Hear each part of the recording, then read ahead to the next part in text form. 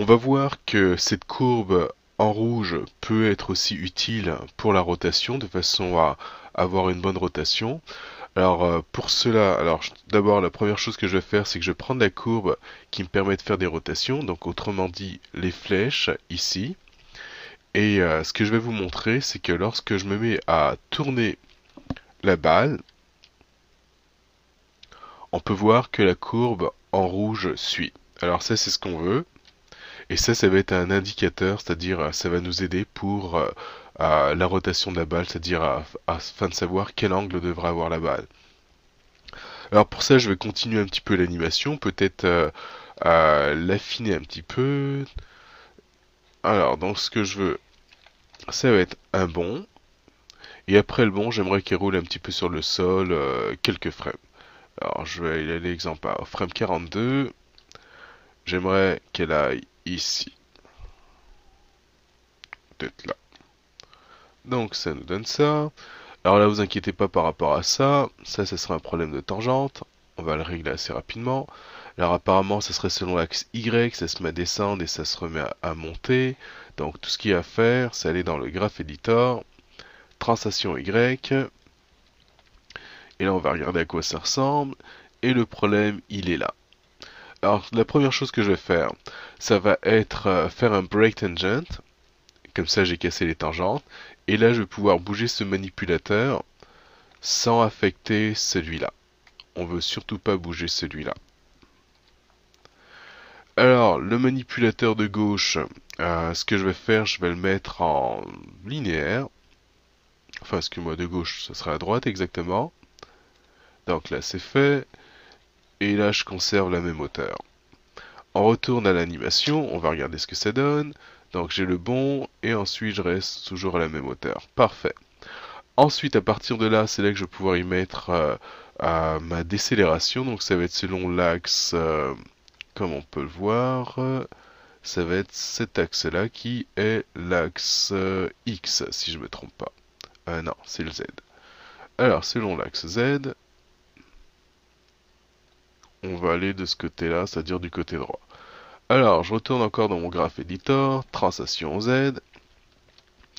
Et là, on peut voir que c'est pas mal linéaire. Donc, ça nous donne ça. Et on pourrait même voir qu'il y aurait comme une accélération. Alors, je m'attendais à ce que ce soit le contraire, c'est-à-dire quand c'est dans les airs, on veut que ce soit linéaire, la translation, parfait.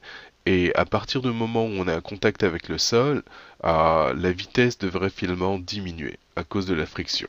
Donc du coup, je vais ajuster ça et je vais mettre ma courbe peut-être comme ça. Donc soit légèrement linéaire ou peut-être voir un petit peu ralenti. Là, on va regarder ce que ça vient de faire, ça. Donc, résultat, la balle devrait aller moins loin. À partir de là, sans doute, je vais prendre vraiment beaucoup plus de frames pour pouvoir m'arrêter. Je vais commencer par rendre cette tangente flat de façon à créer ce ralenti, comme on peut le voir ici. Et ce ralenti, je vais faire en sorte qu'il prenne plus de frames. Alors tant qu'à faire, je vais prendre toutes les courbes ici et arrêter mon animation frame 68. Translation Z. Je regarde ce que ça nous donne quelque chose comme ça. Alors on va un petit peu arranger la transition ici. Encore avec mes weighted tangentes, je vais étirer, on va dire, la tangente ici pour que le ralenti soit plus doux. Donc du coup, je vais aller dans Curve, Weighted Tangent. Ensuite, je vais utiliser mon Free Tangent Weight. Et là, je vais commencer à étirer. Donc ça nous donne quelque chose comme ça. Ensuite ici on va ajuster. Alors break tangent, on ne veut pas affecter cette partie-là. Et là, je vais tourner, changer un petit peu la tangente de ma courbe. Donc là j'ai une belle transition qui se fait. Alors ce point-là, il me sert pas vraiment à quelque chose, étant donné que ça serait le frame 10 et ça va être une façon de m'assurer que ce soit linéaire, c'est-à-dire si jamais je me mettais à déplacer en haut, en bas, bah là ça pourrait poser un problème, dans la mesure où ça sera plus du tout linéaire. Et si jamais je devais ajuster, on va dire, une extrémité, j'aimerais que ça que ça reste encore linéaire. Donc du coup, je vais enlever ce point-là, comme ça, je vais m'assurer qu'entre ce point-là et celui-là, que ce soit linéaire. Et au-delà de ces points-là, là, je commence à faire mon ralentissement. Alors, on va voir ce que ça a donné au niveau de la balle. Alors, pour ça, je vais faire un play blast rapidement. Bah, je vais utiliser mes euh, layers ici. Alors là, ça serait le maximum. Parfait. Et là, play blast que je fais. Ok, donc ça serait ce que ça donnerait. Alors, je veux pas m'attarder trop sur l'arrêt, c'est-à-dire là, ce qu'on va regarder, c'est plus la rotation. Donc là, j'aurai le bond qui se fait, et ensuite rotation. Alors, bien entendu, le but c'est vraiment pas animé, c'est-à-dire il y aurait pas mal de choses qu'il faudrait que je fasse si je pensais strictement à animation, comme l'anticipation, l'action, peut-être quelques bonds avant de s'arrêter, la récupération, ensuite quelques bonds avant de s'arrêter, enfin etc. Là, ce que je montrais, ce serait plus au niveau de la rotation, comment je travaillerais ça. Alors, maintenant que j'ai déterminé finalement mes mouvements de translation, et que mon spacing, on va dire, est parfait, enfin quand je dis parfait, c'est-à-dire correspond à ce que je veux, là, cette courbe-là, je pourrais plus l'utiliser pour le spacing, maintenant je vais l'utiliser pour la rotation. Alors, quand la balle va être dans les airs, la rotation, ça va être vraiment pas mal simple, donc du frame 1 au frame 19, je vais avoir une rotation qui va être linéaire. Alors, la rotation, on va déterminer l'angle dans lequel cette rotation va se faire. Alors là, l'axe plutôt, donc l'axe ça va être l'axe X, c'est ce qu'on veut. Alors parfait, axe X. Alors donc de 1 jusqu'à 19, j'ai une rotation linéaire dans les axes X. Donc je vais en rotation X, je vais là, et donc j'ai 1, en ce moment je suis à 0, et à 19, c'est là que je vais monter. Alors là, apparemment, là, 40, ça correspond à 40 degrés, donc on va tourner juste de 40 degrés. Alors, peut-être qu'elle fera un ou deux tours, ou plus, ou moins. Alors, je vais commencer par mettre 360 degrés pour lui faire un tour. Alors, comme on peut le voir, au niveau des tangentes, c'est pas ce qu'il y a de parfait. Alors déjà, ce point-là, je vais l'éliminer. Comme ça va m'assurer d'avoir quelque chose de linéaire. Et ensuite, donc ici je vais le mettre en linéaire, ici encore linéaire, et, euh, et ici c'est sûr que ça va faire que de monter.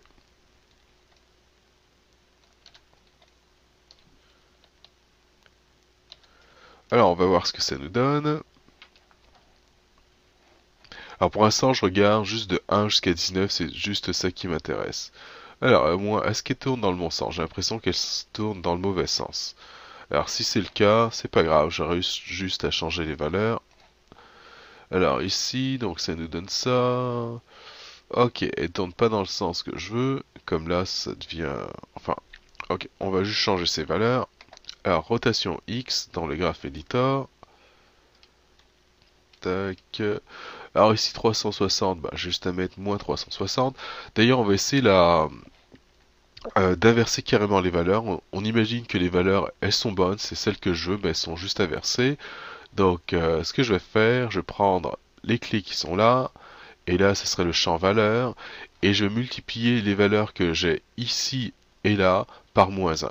Alors, pour ça, tout ce que j'ai à faire, j'écris, alors, multiplier, qui serait l'étoile, égale, et je vais mettre moins 1.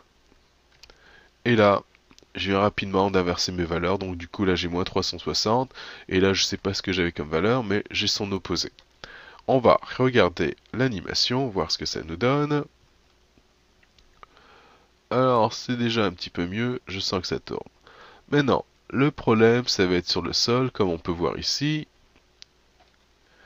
Ça n'a pas du tout l'air naturel, c'est-à-dire, la balle, elle tourne, elle tourne, elle tourne, et là, on peut voir qu'elle se met à spinner sur elle-même. Enfin, elle tourne sur elle-même, comme on peut le voir ici. D'ailleurs, on va faire rapidement un play blast, histoire de voir ce que ça nous donne. Donc, je cache les courbes, pour l'instant, celle-là, celle-là et celle-là. Alors, est-ce que j'ai tout ce qu'il me faut pour le playblast? De là jusqu'à là. Ok. Et là, c'est parti. On attend. Donc, il load une première fois.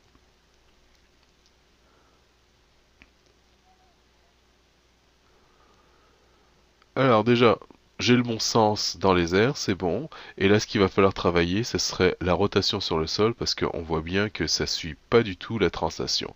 Et on va voir dans ce cas-là comment on va pouvoir s'aider, c'est-à-dire avec la courbe en rouge. Alors, j'arrête cela. Alors, ce que je sais, on va dire, est tout simplement que la forme de la courbe de rotation sera pas mal proche de la forme de la courbe de translation. Alors, je vais vous montrer de quoi je parle. Si je prends ça, alors la translation Z, voilà ce que ça me donne. Linéaire, et là on commence à ralentir. Et là, je vais regarder la rotation X, et là, ça va être le même style, c'est-à-dire linéaire, et ensuite je vais commencer à ralentir. Alors, ce que je pourrais faire, c'est faire un flat tangente, encore ici, ici faire un break connection, ensuite travailler par la suite cette courbe-là, là faire un weighted tangente, donc, alors ça serait curve, weighted tangente, et ensuite tangente, et là je vais faire un free tangent weight, qui correspond à ce bouton-là. À partir de là, je vais pouvoir étirer. Et là, j'y vais finalement au hasard. Et là, on va essayer, on va voir ce que ça nous donne. Alors pour l'instant, je vais pas du tout utiliser la courbe rouge dont je vous parlais, mais je vais y revenir à cette courbe. Alors, Play Blast, on va voir ce que ça donne. Alors déjà, le champ, donc ça... Ok, de toute façon, c'est cette partie-là qui m'intéresse. Alors c'est déjà mieux, c'est sûr que c'est pas ça, mais c'est déjà mieux. Alors Play Blast.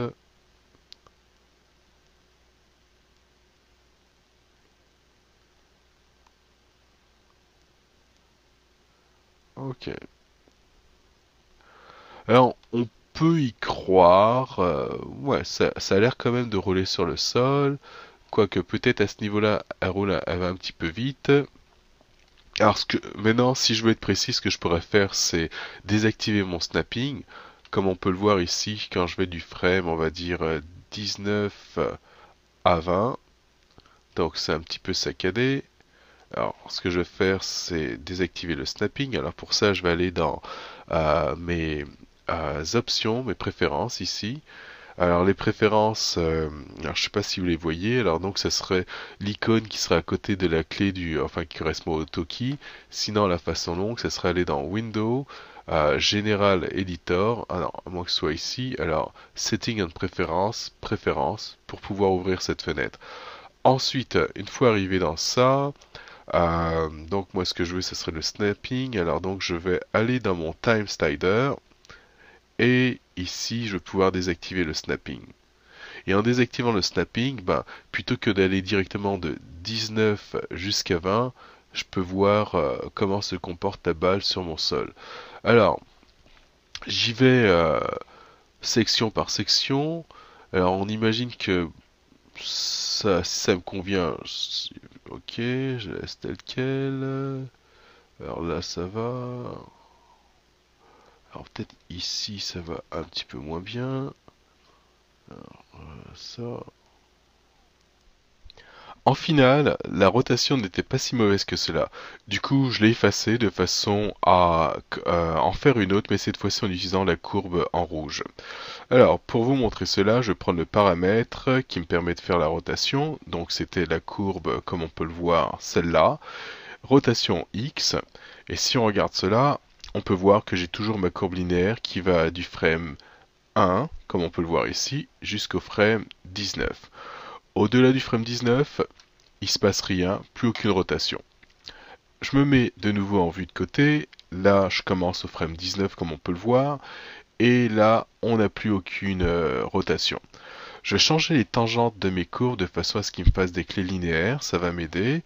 Dans ce cas-là, je vais aller dans Window, Setting and préférences et encore les préférences. Et cette fois-ci, je vais aller dans animation. Et par défaut, mes tangentes in et out, elles sont en spline. Alors j'aime bien travailler en linéaire. Alors je vais les mettre en linéaire. Ça va éviter qu'ils créent des overshoots ou bien qu'ils fassent des transitions qui vont me paraître bizarres. Alors, je vais aller me mettre au frame 19 et je vais me créer une courbe qui va me servir de repère. Alors cette courbe, je vais utiliser l'outil EP Curve Tool. Donc EP Curve Tool ou EP Curve Tool, les options. Ensuite ici, je m'assure d'être en linéaire. Et une fois que je suis en linéaire, tout ce que j'ai à faire, je clique une fois pour faire un premier point et Shift et deuxième fois pour placer le deuxième point. C'est fait. Alors, comme on peut le voir, le pivot se trouve ici. Alors, on va changer ça. Modify Center Pivot qui se trouve ici. Et maintenant, je vais pouvoir placer mon repère. Alors, idéalement, ce que j'aimerais, c'est que ce repère, le voir, c'est-à-dire devant, on va dire, mon sol. Alors, pour cela, j'ai juste à me mettre en vue de perspective et déplacer le repère ici de façon à ce qu'il soit devant le sol. On peut imaginer que la caméra elle se trouve de ce côté-là. Alors, je retourne en vue de côté et comme on peut voir, on voit la courbe devant le sol. Alors ce premier repère, je vais le mettre, alors là la balle elle est au frame 19 et je vais le mettre juste à la petite intersection qui est là. Donc ici. Alors la petite intersection, c'est-à-dire le sol, entre le sol et la balle. Ensuite, je vais aller exemple au frame 21. Et au frame 21, je prends toujours mon repère, mais cette fois-ci j'en fais une copie, CTRL D, et je vais le placer à cet endroit-là. Alors si j'en ai beaucoup à faire, je pourrais en faire d'autres, donc je vais aller exemple au frame 23, CTRL D, et placer un autre repère, alors, etc. Alors là, j'ai placé mes trois repères, frame 19, 21 et 23. Et maintenant, ce que je vais faire, c'est que je vais déterminer la distance qu'il y a de ce repère-là à celui-là, à essayer de deviner à quoi ça correspond sur la balle. Alors, je vais utiliser un outil de façon que ce soit un petit peu plus visuel. Alors, cet outil, c'est Blue Pencil qui est là, et je vais mettre à dessiner. Alors, est-ce que ça fonctionne? Parfait. Alors, donc, je parlais de la distance qui est de là jusqu'à là. Et cette distance-là, va falloir que je détermine à quoi ça correspond sur ma balle. Alors, l'impression que j'ai, alors c'est sûr que ça, c'est trop court. Si je devais le mettre ici, ici, ça semblerait correct. Ici, ce serait trop long. Alors si j'essaye de dessiner ça, tac, ça. Alors, j'imagine que ça serait peut-être quelque chose comme ça. Alors, est-ce que c'est possible que ça soit la même distance Alors, à peu près ça. Alors, je vais essayer, on va dire, ça comme distance. Alors, maintenant que j'ai déterminé ma distance, cet outil, j'en ai plus besoin. C'était juste pour vous montrer en gros ce qu'on essaye d'avoir, c'est-à-dire avoir la distance ici égale à la distance là. Et maintenant, je vais retourner à Maya et je vais sélectionner cette courbe rouge. Alors, si je déplace la caméra, il va falloir que je le remette exactement au même endroit. Alors, je vais le faire. Je prends ça, je prends la courbe rouge et là, je reviens exactement au même endroit. Alors, je vais faire des rotations avec cette courbe. Alors, la rotation et je tourne, je tourne, je tourne jusqu'à ce que je la place à l'endroit où il y a le repère qui est là. Une fois que ça c'est fait, j'ai juste à aller au frame 21. Et pour le frame 21, maintenant que j'ai placé ma courbe en rouge, je vais prendre le paramètre qui me permet de tourner la balle, donc qui est celui qui est là exactement. Alors si vous n'êtes pas sûr, dans mon cas, ça serait Footy Soccer Ball Anime.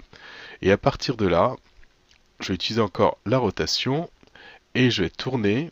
Alors la rotation, est-ce que je l'ai? Oui. Et je tourne. Alors, si je déplace ça, ok, l'axe X. Alors, on tourne, jusqu'à ce que le repère qui est ici en rouge, enfin qui est en rouge, passe à ce point-là. Alors, je vais mettre en mode fil de fer pour qu'on puisse voir. Alors les rotations, tac, alors ça me donnerait quelque chose comme ça. Alors une fois que j'ai déterminé l'endroit, je vais faire une clé d'animation. Je vais faire attention, je vais faire la clé juste sur la rotation. Pour faire juste sur la rotation, je vais faire Shift E. Et là, je fais une clé juste sur les rotations. La raison pour laquelle je ne veux pas faire de translation, c'est que les courbes qui étaient belles, bah, je risquerais de les casser en ajoutant des clés. Donc c'est pour ça que je pars défaire les courbes qui étaient belles. Maintenant, j'utilisais à peu près encore la même technique. Cette fois-ci, on va se passer des dessins ici. Alors, on va les ignorer tout simplement. Alors, je vais aller au frame 23 qui est là. Parfait, donc frame 23, donc ça va me donner ça. Alors, je vais chercher ma courbe en rouge qui est en ce moment ici, celle-là. Et je vais déterminer avec la courbe où je pense que ça devrait être. Alors pour cette distance-là encore, de là jusqu'à là, peut-être sur ma balle, ça va représenter quelque chose qui pourrait être dans ces alentours. Alors que je regarde ça, alors c'est possible, comme je pourrais me tromper, enfin peu importe, on va essayer ça. Donc de là jusqu'à là, ça m'a l'air, non, trop court. On va tourner. Alors là, est-ce que ça pourrait aller? Là, ça m'a l'air un peu trop grand. Enfin, peu importe, je vais en essayer un. Tac. Et dans le pire des cas, bon, ça sera juste pas bon et donc on va modifier et refaire de la même façon. Alors là, donc je pense que ça pourrait être ça.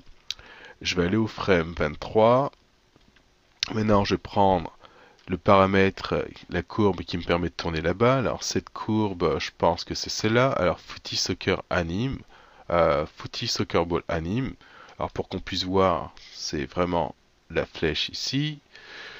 Et maintenant, je vais tourner jusqu'à ce que la ligne en rouge passe au niveau de mon repère en bleu. Alors au besoin, je me mets en mode fil de fer pour mieux voir. Alors je pourrais agrandir l'axe ici. Alors là c'est un peu mêlant, donc je fais ça, je tourne. Et là on peut voir que le repère il passe ici. Alors maintenant que c'est fait, j'ai juste à faire une clé d'animation. Alors je vous avais dit de ne pas faire de S. Je vais faire un S, comme ça on va voir tout à l'heure ce que ça va donner dans le graph editor. Non, quoique je préfère ne pas le faire. On va y aller avec la prudence. Alors Shift E. Donc là c'est fait. Alors, j'aurais pu utiliser dans ce cas-là le AutoKey, et le AutoKey, ben, sa particularité, ben, lui, il va faire la clé seulement dans ce que j'ai bougé. Dans notre cas, ce serait la rotation X, et là, ça conviendrait aussi pour moi. En général, lorsque je fais ça, j'utilise le AutoKey, c'est vraiment beaucoup plus simple. Maintenant, on va vérifier cela. Alors peut-être que si j'effaçais cette chose-là, ça nous aiderait. Alors pour effacer vite fait ça, alors si je fais Clear Canvas, alors Canvas, Clear Image, non, c'est pas ça. Alors je sais plus comment l'effacer. Clean Up, Clear Background, c'est ce que je veux. Parfait. Maintenant, je vais aller dans mes préférences, Windows, Setting Préférences, Préférences de façon à désactiver le snapping. Alors je vais aller dans Time Slider ici, et là le snapping je désactive, et là je vais pouvoir voir ce que ça a donné, c'est-à-dire les deux frames que j'ai fait. Donc je pars du frame 19, et là j'avance, et je dirais c'est une bonne illusion, c'est-à-dire de 19 jusqu'à 23, normalement ça devrait bien aller, donc 19 jusqu'à 23, donc on a l'impression qu'elle tourne sur le sol, et peut-être cette section-là de 21 jusqu'à 23, alors il y aurait peut-être un petit quelque chose, mais bon, qui est, je dirais, à peine visible, et au-delà de 23, c'est là que ça avance, c'est-à-dire il n'y a plus aucune rotation. Donc je pourrais continuer comme ça. Je vais aller dans le Graph Editor voir ce que ça donne. Rotation X, F, et on a quelque chose qui semble pas mal linéaire. Alors donc il faudrait continuer, il va y avoir un moment où ça va se mettre à ralentir, et donc ma courbe va avoir tendance à se plier un petit peu comme la courbe de translation en Z, qui est celle-là. Alors, je vais faire quelques clés rapidement de façon à voir l'effet que ça aura sur la translation Z. Alors, pour cela, premièrement, je vais activer mon snapping de nouveau. Euh, Préférences, ici. Ensuite, le snapping, on va aller dans Time Slider. Parfait, il est activé. Et là, si je vais au frame, on va dire 25. Je vais appuyer sur S. Et vous voyez, en appuyant sur S, ça fait aussi une clé sur, finalement sur tout. Et là, on peut voir que ça a pas mal changé ma courbe. Là, je vais au 27, etc. Donc, ça serait la raison pour laquelle je veux vraiment pas utiliser le S dans ce cas-là. Et de préférence, j'utiliserai plus le AutoKey. Alors, bon, premièrement, je vais effacer ces clés-là qui sont pas bonnes du tout. Et je vais vous montrer ce que ça donnerait avec le AutoKey. Alors là, je vais faire un delete. Alors le AutoKey, on va d'abord l'activer. Alors je pense que vous savez où se trouve l'AutoKey. Ça va être ici la petite clé tout en bas à droite. Elle est activée. Et là, si je me mets en rotation Y, je vais ici. Donc je vais au frame 25. Je prends le paramètre avec lequel je vais faire des rotations, qui est celui-là. Et là, je fais des rotations. Tac. Je vais à 27, rotation. 29, rotation. Alors là, je fais n'importe quoi. Je veux juste vous illustrer le principe du AutoKey. Donc on peut voir que j'en ai fait tout plein. Et si je retourne dans le Graph Editor, alors le Graph Editor qui est... je l'ai perdu. Alors, Window, Animation Editor, Graph Editor. Et là, on peut voir que ma translation Z, elle n'a pas du tout été touchée. Elle est toujours belle.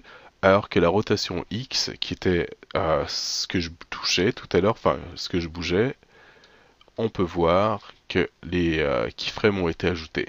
Donc ça serait intéressant dans ce cas-là d'utiliser le AutoKey dans la mesure où il va faire des keyframes seulement sur les paramètres qui ont été changés. Là je remonte encore, translation Z, rien, rotation X que j'utilisais, et là j'ai mes clés.